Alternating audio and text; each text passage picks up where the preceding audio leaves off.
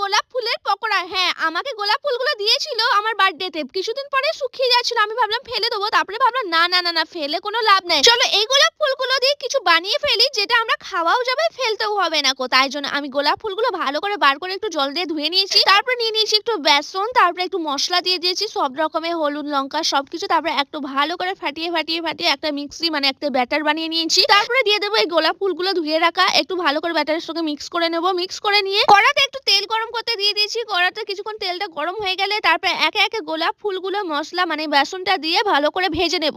ভালো করে লাল করে ভাজতে হবে। এমনি গোলাপ ফুল লাল থাকে, তবু একটু লাল করে ভাজলে খেতেও ভালো লাগে, দেখতেও ভালো লাগে। তারপরে ভাজা হয়ে গেলে তুলে নেব সেটা। তুলে নিয়ে তারপরে আমাদের রেডি হয়ে গেছে গোলাপ ফুলের পকোড়ার সেন্ট তো অনেক মানে স্মেলটা অনেক সুন্দর আসছিল আর খেতেও অনেক সুন্দর মানে অনেক সুন্দর। তোমরাও এই গোলাপ ফুলের পকোড়াটা বানিয়ে খেতে পারো, অনেক সুন্দর খেতে। আর কেউ যদি গোলাপ ফুল গিফট করে তো ওটা ফেলে দিয়া বাদ দিয়ে তোমরা পকোড়া বানিয়ে